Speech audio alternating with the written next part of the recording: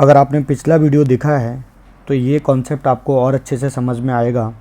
पिछले वीडियो से ही रिलेटेड ये कॉन्सेप्ट है। यहाँ एक इंक्लाइन प्लेन हमने बनाया हुआ है, ये एक फिक्स्ड इंक्लाइन प्लेन है, ठीक है। इस इंक्लाइन प्लेन पे हमने यहाँ पर एक बॉक्स रखा है 5 kg का, और यहाँ पर भी एक बॉक्स रखा है 5 kg को, और इसको एक आइडियल स्ट्रिंग और आइडियल पुली के साथ हमने यहाँ पर अटैच कर दिया, ठीक है।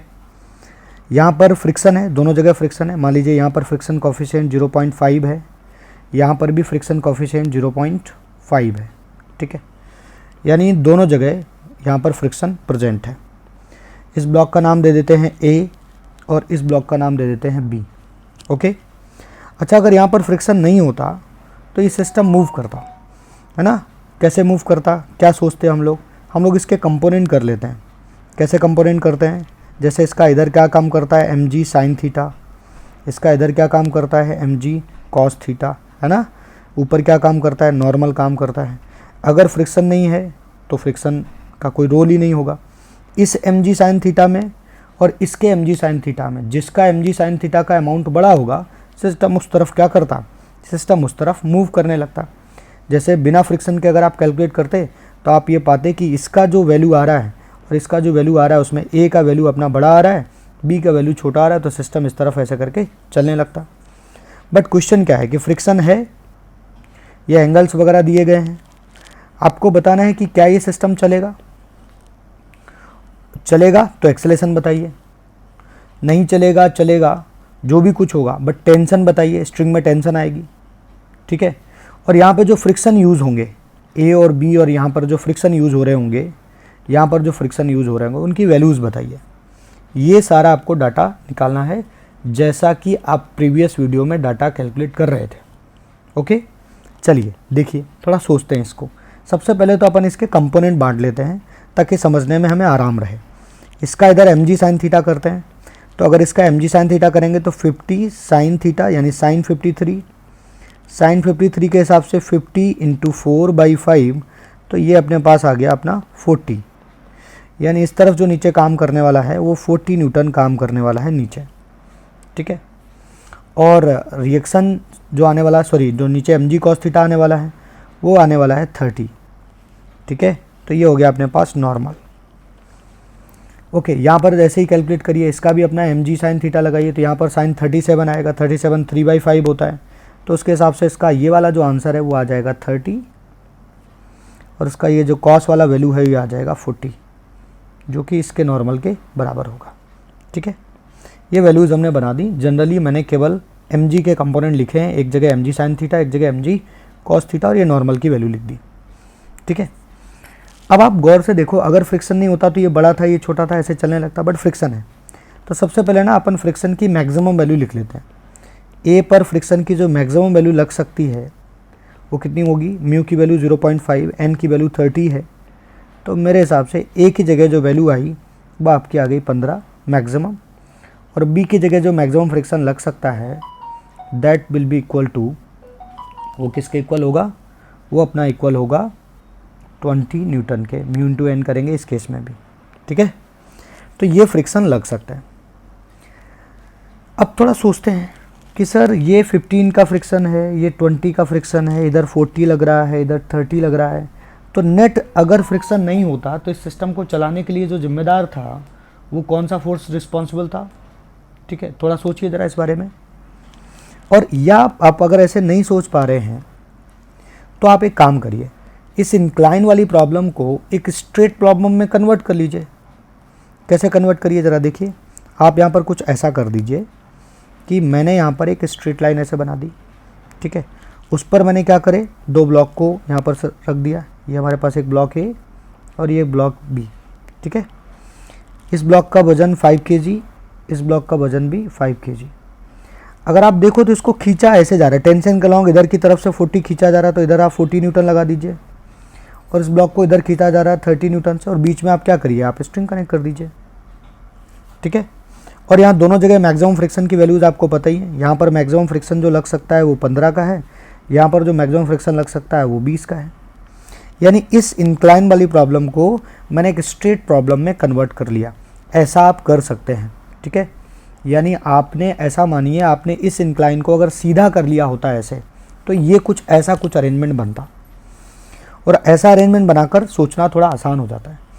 यहाँ पर मैक्सिमम अपोजिशन 15, यहाँ पर मैक्सिमम अपोजिशन 20, इधर से आप लगा रहे हो 30, इधर लगा रहे हो 40, तो फाइनली टोटल जो चलाने के लिए जिम्मेदार है वो 10, बट अपोजिशन देखो बहुत बड़ा है, जैसा कि प्रीवियस वीडियो में ऐसा प्रॉब्लम आप कर चुके हैं।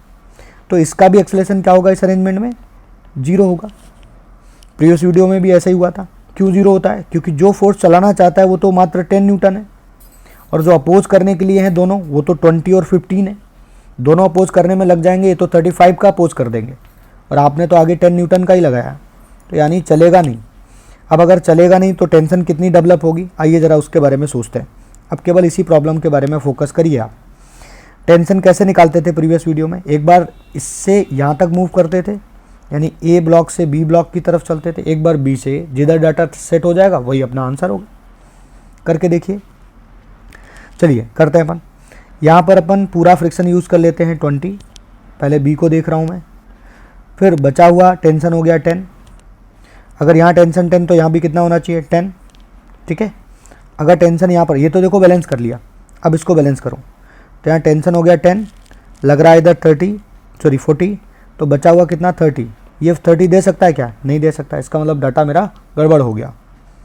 फिर मुझे क्या करना चाहिए, फिर मुझे अब की बार फिर दोबारा चेक करना चाहिए, अब की बार ए से डाटा लेना चाहिए और बी की तरफ जाके हमें चेक करना चाहिए। आइए ज़रा देखिए, ए से डाटा उठाइए, इधर लग रहा है 40, तो बैक में कितना लगेगा, पूरा का पूरा फ्रिक्शन यूज़ हो गया 15, ओके। बचा हुआ क्या लगेगा 25 का टेंशन लगेगा, है ना। यहाँ पर 25 का टेंशन लगा दीजिए। अब बताइए, अगर 25 का यहाँ पर टेंशन आ जाएगा और इधर 30 लग रहा है, तो बचा हुआ फ्रिक्शन कितना रिक्वायर्ड है, तो यहाँ पर जो हमारा फ्रिक्शन रिक्वायर्ड है वो केवल 5 न्यूटन का रिक्वायर्ड है, और इसकी मैक्सिमम वैल्यू कितनी है 20 है, तो 25 न्यूटन को दे सकता है, ठीक है। यानी ये बिल्कुल कॉन्सेप्ट प्रीवियस वीडियो जैसा ही है, ओके। प्रीवियस वीडियो आप देख लीजिए, डिस्क्रिप्शन में भी उसका लिंक है, अगर आपको नहीं मिल रहा है ना, तो बिल्कुल वैसे ही प्रॉब्लम हो गया। मेरे आंसर क्या आ गए कि टेंशन हमारी कितनी है 25 है, यहाँ पर फ्रिक्शन कितना है 15, यहाँ पर फ्रिक्शन कितना है 5, एक्सेलरेशन हमारे सिस्टम का क्या है 0। तो ये इस पूरी प्रॉब्लम का सलूशन हो गया। इस प्रॉब्लम को हमने ऐसे बना के सॉल्व कर लिया। जब कभी आपको ऐसे इंक्लाइन वाली प्रॉब्लम में कन्फ्यूजन रहा करे तो उसको आप ऐसे स्ट्रेट बना लिया करें, और इसके अलॉन्ग जो भी इधर ऐसे लग रहा हो उसको आप स्ट्रेट बना के ऐसे डिस्कस कर सकते हैं, ओके। आपको अगर ये बात समझ आई तो ऐसा ही एक प्रॉब्लम मैं आपको और दे रहा हूँ, आप उसको सॉल्व करिए, सोचिए ज़रा उसके बारे में, ठीक है। एक प्रॉब्लम और देते हैं आपको, ये प्रॉब्लम आप देखिए, ठीक है। यानी अगर इंक्लाइन का भी दिया जाए तो भी आप स्ट्रेट बना के सोच लीजिएगा, और अगर आपको डायरेक्ट स्ट्रेट का ही प्रॉब्लम दे दें तो देखो कैसे सोचेंगे हम लोग यहाँ पर। इसके बारे में आपको सोचना है, बताइए एक्सेलरेशन 0 होगा या नहीं होगा, टेंशन आएगा कितना आएगा, दोनों जगह फ्रिक्शन कितना लगेगा, ये सारा कुछ जैसा प्रीवियस वीडियो में जो क्वेश्चन था वही क्वेश्चन मेरा इस वीडियो में भी है। जस्ट थिंक अबाउट, पॉज करें वीडियो और थोड़ी देर सोचें कि क्या होगा। जैसा कि मैं यहाँ पर देख पा रहा हूँ कि अगर फ्रिक्शन नहीं होता तो ये इधर 12 से खींच रहा था, इधर ये 3 से खींच रहा था, फाइनली चलाने वाला 8 न्यूटन था। अच्छा, फ्रिक्शन की मैक्सिमम वैल्यू यहाँ कितनी हो सकती है, इस केस में मैक्सिमम वैल्यू होगी 2, और इस केस में फ्रिक्शन की मैक्सिमम वैल्यू होगी 6, ठीक है। तो अगर आप यहाँ पर गौर से देखें तो जब ये पूरा का पूरा अपना 2 न्यूटन लगा देगा यहाँ पर फ्रिक्शन, और ये पूरा का पूरा अपना कितना लगा देगा 6 न्यूटन, तो टोटल इधर से भी अपोजिशन इधर से भी अपोजिशन, टोटल दोनों मिला के जब अपोज करेंगे 2 और 6 से, और नेट ड्राइविंग फोर्स अपने पास कितना है 8 नहीं 9 का है, सॉरी ये 12 से 3 सब्ट्रैक्ट करेंगे तो नेट इसको ड्राइव करने वाला कितना है 9 है, और आपके पास जब दोनों अपोज करने लगेंगे तो टोटल मिला के कितना बनेगा 8 बनेगा। सोचिए ज़रा सोचिए, देखिए अगर फ्रिक्शन नहीं होता तो इधर 12 इधर 3, चलाने वाला कितना हो गया 9। अब दोनों फ्रिक्शन को देखिए, नेट सिस्टम इधर चलने लगता अगर फ्रिक्शन नहीं होता 9 न्यूटन की वजह से। अब क्या करेंगे, अपोज करेंगे ये मिलके, इसको ये भी अपोज करेगा ये भी अपोज करेगा, ये अपना पूरी ताकत लगा देगा रोकने के लिए, क्योंकि अगर सिस्टम इधर चल दिया ना तो दोनों में ही, इस ब्लॉक में भी और इस ब्लॉक में भी फ्रिक्शन कहाँ लगेगा, बैकवर्ड ही लगेगा। और सिस्टम अगर चल दिया तो दोनों बैक करके अपोज करने अगर बैठेंगे तो इसने अगर 2 न्यूटन से अपोज किया, इसने 6 न्यूटन से अपोज किया, तो अपोजिशन तो 8 न्यूटन का ही हुआ, और आप चलाना कितने से चाहते हो 9 न्यूटन से, तो definitely this system will move. यानी इस वाले क्वेश्चन का आंसर का एक्सेलरेशन 0 नहीं होगा। तो फिर क्या होगा इस क्वेश्चन के आंसर का एक्सलेशन। ठीक है, देखते हैं ज़रा क्या आंसर होगा। यहाँ पर आप देखिए, सोचते हैं थोड़ा थोड़ा, फ्रिक्शन कितना यूज होगा। यहाँ पर फ्रिक्शन सर पूरा यूज हो चुका होगा, कितना यूज हो जाएगा 6 न्यूटन। यहाँ पर भी फ्रिक्शन पूरा यूज हो चुका होगा, कितना यूज हो जाएगा 2 न्यूटन। ठीक है, because system is moving in this direction. Tension पता नहीं सर, टेंशन बना देते हैं, यहाँ पर टी, यहाँ पर भी टी। एक्सेलरेशन भी अपन को अभी पता नहीं है। ठीक है, चलिए थोड़ा सोचते हैं। अगर आप इस पूरे सिस्टम को गौर से देखें तो पूरे सिस्टम के अगर मैं एनालिसिस करूं तो मैं पूरे सिस्टम का एनालिसिस ये कर सकता हूं कि आगे से लगा 12 न्यूटन का, पीछे से लगा 3 न्यूटन का, और ये दोनों कर रहे हैं अपोज 2 न्यूटन और 6 न्यूटन भी।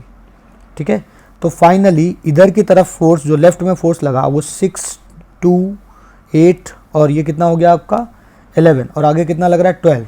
यानी फाइनली ये सिस्टम चलेगा 1 न्यूटन से। कितने न्यूटन से चलेगा 1 न्यूटन से। दोबारा देख लीजिए इसको, इधर से 12, इधर से 6। ठीक है, टेंशन तो दोनों तरफ देखो इंटरनल जैसा लग रहा है, एक इधर से लग रहा है, एक इधर से लग रहा है, तो टेंशन को क्यों काउंट करें।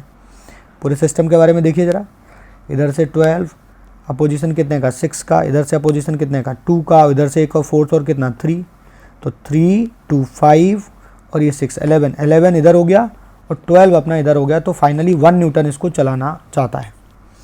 तो अगर 1 न्यूटन इसको चलाना चाहता है और टोटल चलाएगा कितने को 5 kg को, तो ये अपना 1/5 क्या हो गया है एक्सेलेरेशन हो गया इस सिस्टम का।